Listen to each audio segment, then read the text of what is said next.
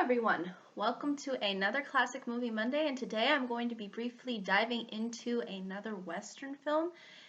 In this case, as you can probably see by the title as well as thumbnail, we're going to be talking about, or at least I'm going to be talking to you, about Tombstone. This one I find to be rather enjoyable and fairly memorable when I look at a lot of the lineup of Western films. And I think there are a variety of reasons for this, but I think its overall presentation I think works really well as a Western, and there's just a lot of likability I think to what Tombstone has to offer, and a certain amount of originality to go with it. So without further ado, basically the plot within this film centers around a actual person that was supposedly existed around the period.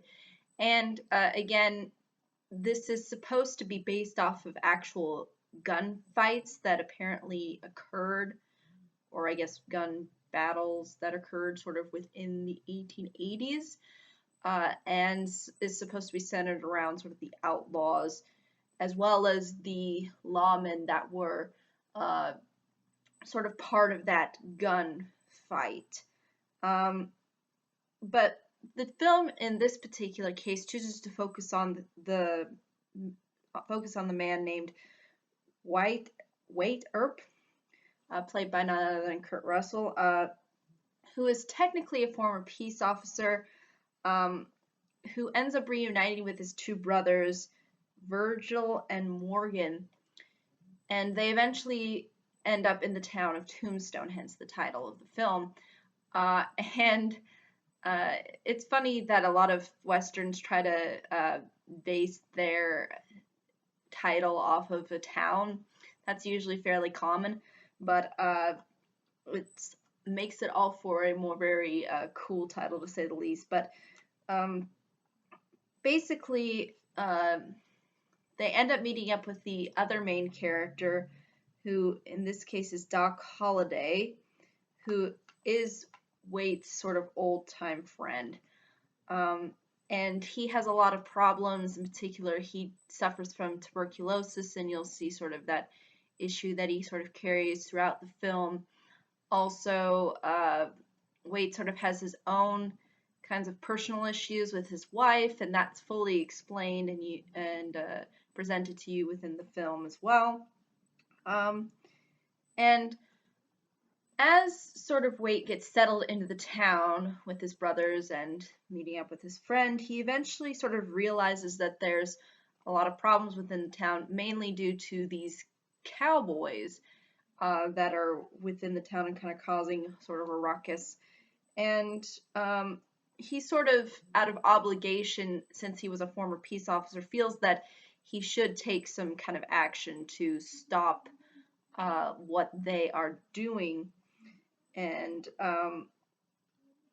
ultimately you'll see how all of the other main characters kind of get involved with this.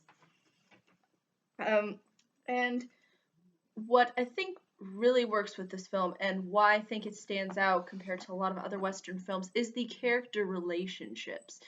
A lot of Western films try to display more of the lone wolf uh, angle, and that they try to, give uh, a certain amount of emphasis onto one character, not necessarily bring about the kind of relationship aspects between characters all too much. At least, primarily, a lot of the older Western films, I think, try to rely on the idea of, you're kind of out in the wilderness. You have this certain uh, amount of isolation uh, and this kind of open uh, view of the world, hence sort of the world is your oyster, and it's kind of um, all more centered around you and your adventure. But here we see that it's primarily about these characters interacting with one another and trying to figure out how to ultimately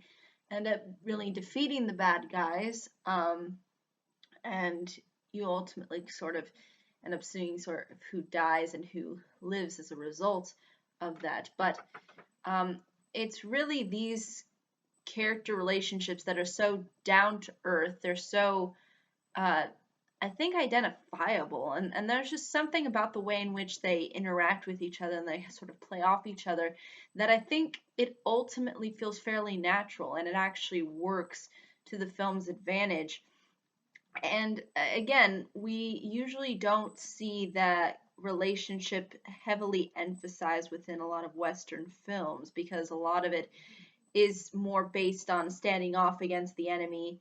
And yeah, maybe you have some helpers, but again, they're not as hugely or at least significantly a part of the story, or they don't play as a huge influence within your life. And in this case, since we clearly have three brothers here, you sort of see the sort of uh, dynamics that exist between all of them, and you see sort of the friendships that are built and fostered, and in doing so, they kind of go out of their way to help their friends, and in this case, brothers slash friend, um, to uh, ultimately save the day, or at least try to help their friends from potentially living.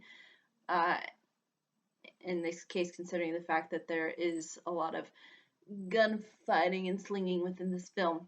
And it has all of that Western kind. It has that sort of Western style, though, that I think also makes it fairly iconic and familiar. Because the way in which they set everything up, I think, uh, ultimately is fairly stripped, but at the same time, especially within a genre like this, it really does work.